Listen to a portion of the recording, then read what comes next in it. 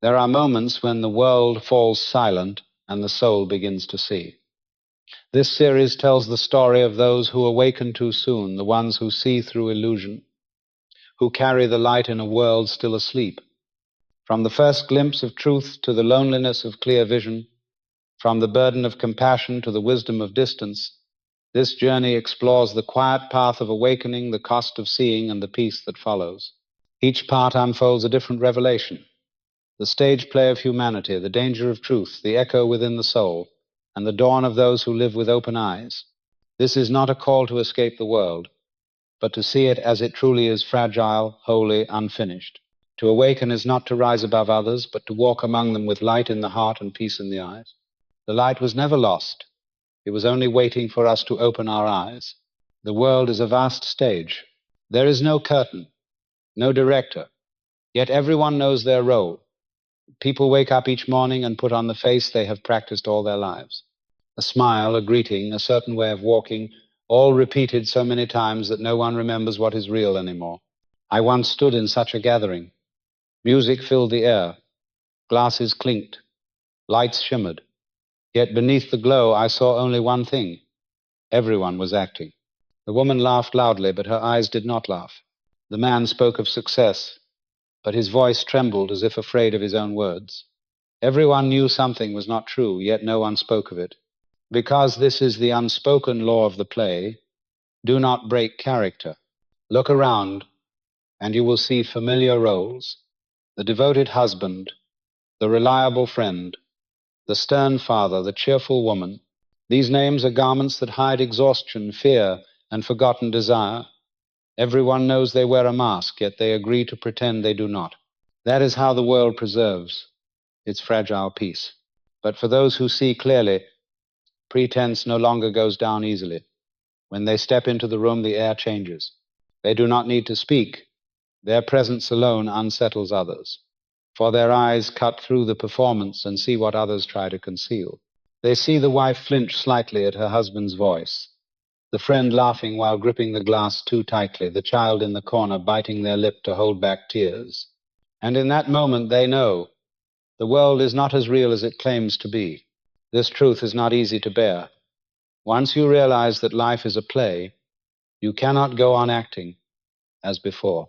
You must still participate, still say the necessary lines, but deep inside you know it is only a performance, and that knowing is the distance between you and the crowd. Life functions only when everyone agrees to believe in their part. One who breaks character makes the whole script collapse, and such a one is cast out, for no one wants to face the mirror that reflects their truth. The prophets of old also shattered the play. They stood in the squares and called people to stop, to remove their masks and look upon themselves. Yet mankind has never loved those who force them to see clearly. Jonah fled, Elijah was hunted, and even Jesus was crucified by those who feared the light. Why, you ask? Because light hurts the eyes. Society needs its roles to survive. It needs small lies so people can endure one another. When you speak the truth, you do not merely make others uncomfortable, you threaten the delicate structure of the world they have built. They will not thank you. They will fear you. They will avoid you. Thus, those who see clearly often choose silence, not because they are afraid, but because they understand some things cannot be spoken to those who still sleep. You cannot explain the dawn to one who still wishes to dream. And so they go on performing while you stand aside, watching the play unfold. There are moments when you wish to cry out, "Wake up, it is only a role," but you know no one will hear, for to them the play is the only life they know. Those who see eventually learn to observe without interfering, like sitting in a theater, the spotlight on the actors' faces. You know they are pretending, yet you remain quiet until the end, because you understand if you stand up midway, the play will collapse, and the crowd will turn against you for it. That is the tragedy of the awakened among a sleeping humanity. They do not belong to darkness, yet they are not welcomed in light. They stand between two worlds, seeing everything clearly but unable to speak it aloud. And in that in-between, their souls grow still. They understand that if light is not yet accepted, perhaps their task is not to speak, but to keep it, to guard the truth, to hold the light until the world is ready to listen. That is the nature of the human play, a dance of souls pretending not to know they are acting. I have seen them, the ones who awaken in the long night of mankind, not with their physical eyes, but with the inner sight, where soul touches soul. They walk among the crowd, yet no longer belong to it. They speak, but their voices echo in a different layer of air. And the strange thing is, the clearer they see, the more lost they become. Someone once asked me, "Why are those who see much often alone?" I answered, "Because the light they carry does not fit in a room still filled with darkness." When a candle is lit, it not only gives light, it also reveals what others wish to keep hidden. And men who love the comfort of their gentle darkness turn away from that kind of light. I have seen such a person. Each time he entered a room, the air would shift. No one could explain their unease, but they knew deep within that this man could see through them. He said nothing, yet his presence was like a mirror, and no one wishes to face a mirror when their face is cracked. When one carries light in the heart, one becomes a witness to what others deny, and that is the beginning of isolation. Not the loneliness of the body, but the solitude of a soul that can find no resonance. They listen, they smile, but they know that the words spoken to them are for their mask, not for their true being. Once in prayer I asked, "Lord, why do you give them open eyes? If the price is silence, no one can understand." And in a dream I heard the answer, because darkness cannot know itself as darkness until the light appears. Then I understood. The awakened are not chosen to blend into the crowd, but to remind the world that there is something beyond the play. Yet when they speak, others do not hear words, they hear threat. And so they are cast out to the edges of the community, where the wind is cold and no one speaks their tongue. There was a night I saw a man kneel in an empty room, eyes open, tears falling without sound. He whispered, "I only wish to stop seeing. I only wish to rest as they do, but light cannot return to darkness." Once a soul has been opened, there is no road back. People call them strange, too sensitive, overthinking. But in truth, they are only listening on a higher frequency. They sense what is unspoken, see what others dare not face, and that understanding exhausts them. For every pain they perceive becomes a wound upon themselves. There are nights when they cannot sleep, not because of nightmares, but because they feel the sorrow of the world resting upon their shoulders. Every soul they have met, every gaze they have crossed, leaves an imprint. They become the mirror that reflects the collective sadness, and within that reflection, they begin to fade. I have seen such ones withdraw into silence. They no longer speak much, no longer seek to be understood. They choose to listen. They move slowly, live gently, for they know that words too easily shatter the fragile space between truth and illusion. They become invisible guardians of the soul, keeping the light without displaying it. The world looks at them and says, "He is distant, she is cold." But none know that deep inside, they are praying without ceasing. Praying not that the world might understand them, but that the world might awaken. An ancient voice once said, "The one who carries light through the long night does not do so to be seen, but to keep the flame from dying." And I believe this, for in every age there are such souls silent, exiled, yet holding the sacred fire for a humanity that still sleeps. When you see too much, you no longer belong to the comfort of false peace.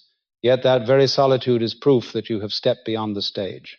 And if ever you feel lost among men, remember, isolation is not a curse, but the sign that you bear a light the darkness has not yet learned to understand. I once believed that if a man spoke the truth with a pure heart, the world would recognize it. I was wrong. For there are truths that, when spoken, do not bring light, but ignite a fire that burns down everything people have built to live within.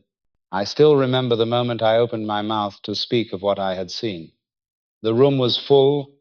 They were discussing hope, the future, and the good things they believed were coming. But to my eyes, everything was already decaying. I saw small cracks in the walls. I saw eyes avoiding one another. I saw pretense behind every amen. And I spoke, not loudly, not angrily, just truthfully.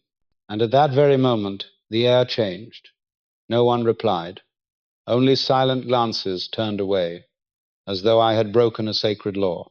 When you speak the truth, you do not merely challenge their words, you shatter the world they cling to for survival.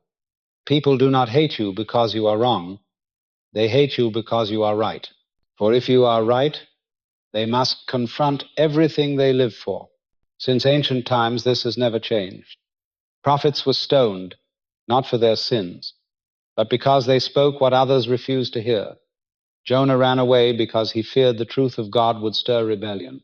Elijah was hunted not because he was wrong, but because he dared to say the king had betrayed the divine law. Truth in this world has always been a curse for the one who speaks it. I once asked God, "Why do you send truth to men through the mouths of the weak?" And he answered in silence, "Because only those who fear know how to tremble before truth. And in that trembling, my word keeps its soul." Once I told a dear friend that he was deceiving himself. He fell silent and never saw me again, not from anger but from fear. Truth makes a man afraid of himself. Just as humanity fears the light, for light does not merely guide the way, it exposes the stains within the soul. When you live by truth, you slowly become a stranger in your own home. Conversations around you grow shallow. Others speak of what they know. You hear what they hide. You wish to stay silent, yet even your silence makes them uneasy. They say, "You are too serious. You read too much into everything." But how can one pretend not to see? How can one laugh when that laughter is only paint upon a wall already cracking? And so, little by little, I learned something. Truth, without mercy to hold it, becomes a sword that cuts both the one who wields it and the one it strikes. I once thought my duty was to speak. Now I know that sometimes the duty of those who see is to remain silent until the world is ready to hear. One night, I dreamed of a garden. In its center stood a single candle. I carried it through a crowd of sleepers. Its small light made some frown, some turn away, some grow angry. And when I tried to bring it closer, the wind rose and almost snuffed it out. Then I understood. Light is not meant to be forced upon the eyes of others. It is meant to guide your own steps while you wait for them to open theirs. From that night on, I spoke less, not from fear, but from understanding that truth does not need to shout. It has its own weight and will thunder when the hour is right. I still see, still hear, still notice the fractures of this world, but I no longer point them out. I have learned to hold a sacred distance, where light ceases to be a weapon and becomes a prayer. Some say, "You have changed. You no longer fight as before." I smile, for they do not know that when you live long enough with truth, you learn that not every battle needs a blade. Some are fought simply by a soul that refuses to lie to itself. And in the long night I pray for them, for those who still believe truth is the enemy. I know that one day light will find them, just as it once found me. And when it does, they will understand. Truth was never the sin. The sin was fearing it so deeply that they turned away. One night I sat alone in a quiet room. No music, no wind, no light. Yet I heard countless sounds. The cries of people, the forced laughter, the heartbeat stumbling through fear. I was not mad. I was simply listening on a deeper level. In that place, every human soul spoke the same language, the language of things never said. Since my eyes were opened, the world has never felt separate. I walk through the streets and feel the anxiety of strangers. I touch someone's hand and know what they are trying to hide. I look at a child and hear the cry it dares not release. All of it, like waves, collides and pours into me, making my heart heavier each day. That is the most dangerous stage for those who see, when compassion ceases to be a blessing and becomes a burden, when the boundary between oneself and the world begins to dissolve, and one no longer knows which sorrow belongs to the self and which belongs to others. Many times I asked, why does God allow me to feel so much? And each time he did not answer with words, but with silence, a silence deep as water. And then I understood that silence was the answer. He wanted me to learn how to live in the world without dissolving into it. There are moments when I walk through a crowd and my heart feels tangled like thread. Every laugh, every glance, every breath leaves a trace inside. When I return, I sit still and feel as if I have passed through a storm that no one else has heard. I open the window, look to the sky, and whisper, Lord, teach me how to hear without carrying. Some call it sensitivity, but it is not an emotion. It is a doorway. Once the soul is open, it cannot be closed again. When someone suffers, a part of you suffers too. When someone lies, you feel a thorn in your heart. When someone despairs, you hear the echo of it within yourself. I have met many who bear that weight. They seem strong, yet their eyes grow dim under the pressure of nameless sorrows. They laugh, but their laughter is weary. They carry light, but that light is burning them from within. Someone once asked, how can I remain myself when I hear too many voices of the world? I said, by returning to silence, not the silence of the mouth, but the silence of the heart. When the heart grows, still like calm water, every echo fades. Then you begin to discern what is true sound and what is merely the reverberation of others' fear. Once during meditation, I saw myself as a glass vessel filled with water. Each emotion of others fell into me like a drop of ink. At first, I tried to clean it, to pour it out, but the more I struggled, the murkier it became. Only when I stopped and let it rest did the water begin to clear again. I understood. The soul is the same. It needs no resistance, only stillness, for stillness is the true shape of light. Those who see, if they do not learn the art of stillness, will be swept away by the turbulent current of human emotion, and in that current they will lose themselves. I have seen many who were born with the gift of perception, yet lost it through exhaustion. They became wandering souls, full of compassion, but with no strength left to love. I do not wish to end like them, so each day I return to my breath. I look at what I carry and ask, does this belong to me? If not, I release it. I imagine a stream of light flowing from my chest, carrying away everything I have absorbed, returning it to its source. I call it purification by light. And then, in those quiet nights when all noise has faded, I begin to hear again the true voice within. It is small but clear. It says, you were not born to carry, you were born to shine. When I heard that, I understood compassion is not about bearing the pain of others, but about keeping your light so they can find their way. From then on, I no longer fear heavy rooms. I know I do not need to fix, to save, or to speak. I only need to be present. For in the presence of true light, darkness dissolves on its own. And if one day you too hear that echo within, do not fear. It is not a call to destruction, but a reminder that you are awake. Return to stillness, for in silence the soul is washed clean. And when you hear your true voice again, you will know the light was never gone. It was only waiting for you to sit still so it could shine from within. There are souls whose eyes open earlier than the rest of humanity.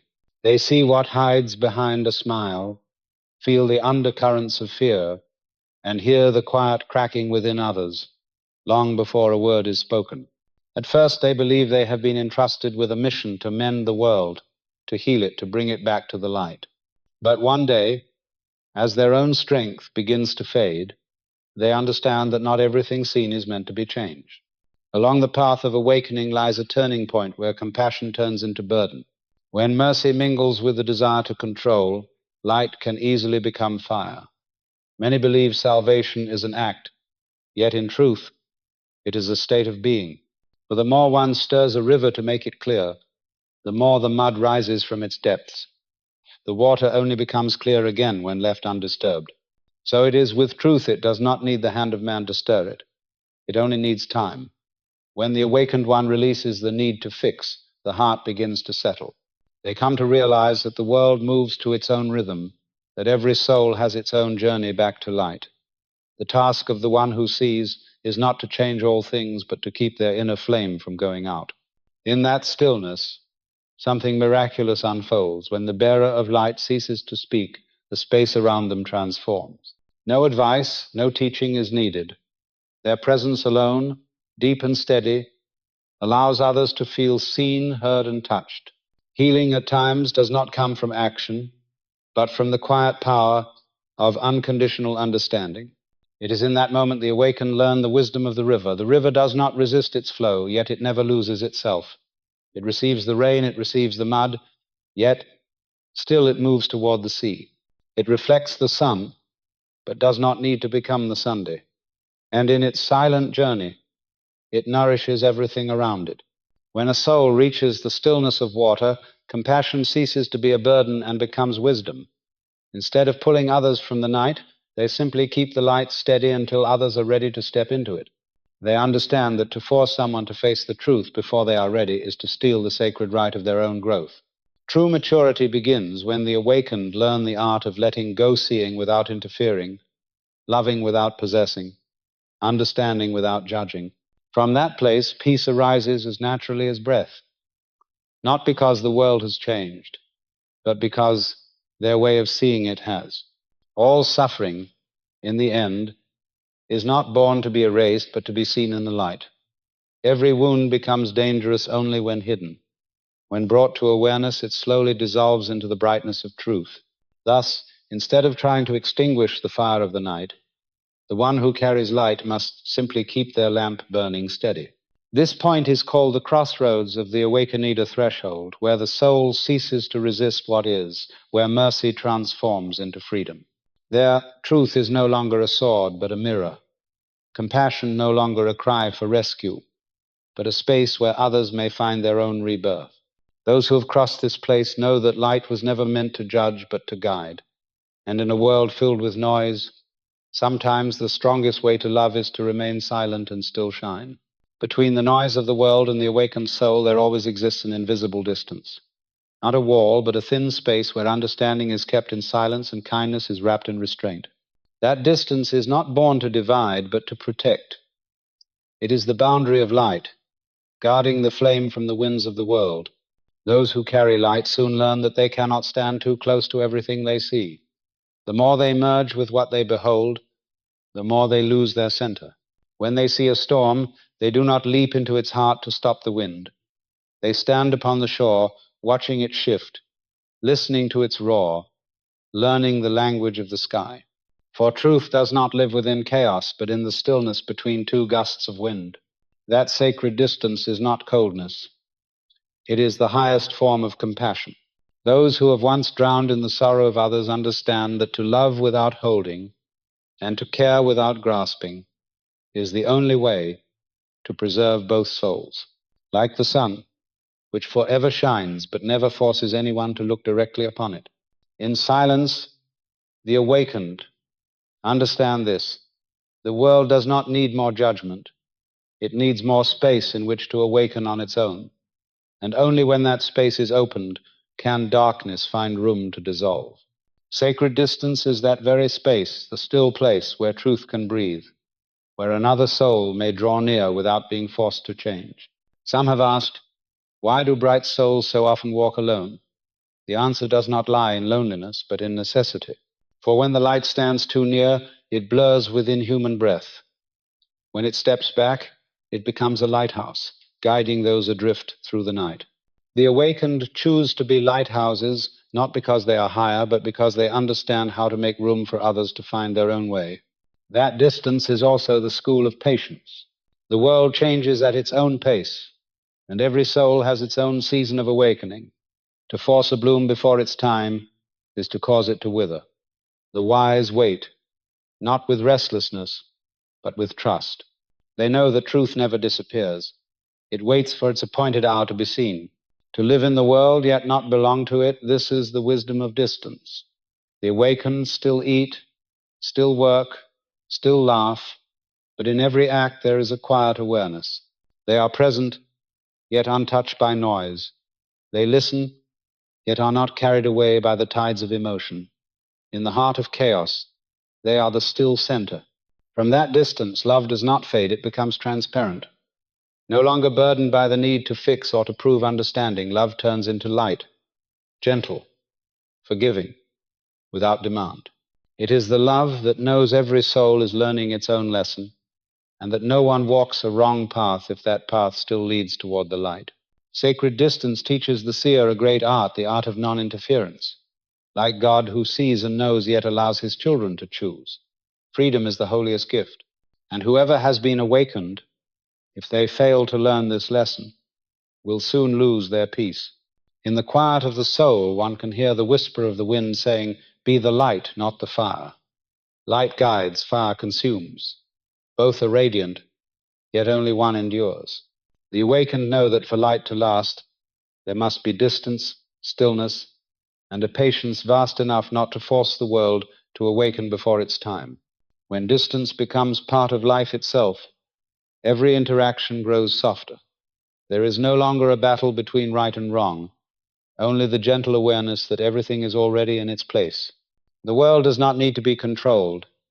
It only needs to be understood. And understanding, in its purest form, is another name for love. That sacred distance is not retreat. It is return. Return to the light within each soul, untouchable and eternal. Once found, the seer can walk through the long night without fear of darkness, live among men without belonging to their world. For within them distance has become a bridge connecting man to the divine, earth to heaven, seeing to loving. There was a morning when the sky had not yet divided light from darkness. I opened my eyes, not because of sound, but because of a strange silence. A silence unlike the night, not empty nor cold, but warm and full. In that moment I knew dawn had come, not only outside, but within the soul itself. I looked upon the sleeping city, windows still dark, streets still empty, yet on the horizon a faint line of light began to widen, spreading like the first breath of life. And I understood then light always arrives this way, quiet, unhurried, slipping gently into the cracks of night until nothing can stop it. So it is with those who awaken. They do not rise by thunder, but by an inner call. Their eyes open not to see differently, but to see more deeply. They gaze upon the same world with a new sight, free of judgment, free of fear. They no longer wish to repair anything. They only wish to be as the sun is each morning, shining without being asked. In the long journey of the soul, awakening is not a goal, but a way of living. When one learns to see without condemning, to love without possessing, to wait without despair, one has entered the dawn of awareness. And in that dawn, there are no trumpets of victory, only the quiet sound of wind passing through an open door. The souls who once wandered through the night meet at this threshold. They recognize each other not through words, but through stillness of the eyes. They need not tell their stories, for in awakening, every story is the same. Each has been lost, each has known pain, each has tried to save others, to forget their own wounds. And all have learned the final lesson. Light does not need to be protected, only carried. I remember the early days, when the light within me flickered like a small candle in the wind. I feared it might die. I cupped it in my hands, bowed low to guard it. Now I know it was that fear that made it weak. For light was not born to be hidden, but to spread. When the hands opened, the wind was no longer an enemy, but a companion, feeding the flame to grow. Awakening does not take one out of the world. It brings one back into it, yet on a different frequency. They walk the same streets, hear the same small lies, but are no longer wounded by them. They see pretense and still smile, for they understand every soul is learning to walk its own path, and pretending is sometimes a way to survive. Dawn teaches that darkness is not the enemy, but the backdrop upon which light is revealed. Without night, light would have no meaning. Without shadow, we would never know we have awakened. Thus the awakened no longer fear the night, they give thanks for it. Thanks for the wandering, the solitude, the moments of surrender, for it was these that opened the gate to dawn. In the first light of morning, everything appears clearer, yet gentler. Fear becomes a lesson. Pain becomes a bridge. Loneliness becomes a wordless prayer. The awakened know they were never alone. There are other souls in other places, keeping their own flames alive, small lamps burning through the sleeping city. And those lights slowly begin to touch, joining together into the great dawn. If there is one message to give to the world, it is this: do not fear the light within you, for it has not come to make you different, but to make you true. Do not try to awaken others. They will awaken when their hour comes. The only task of the light bearer is not to let it go out. When this is understood, the awakened no longer seek to save, nor to flee. They live softly, peacefully, like a river in the morning. They know that if their heart is clear, the world will reflect that clarity.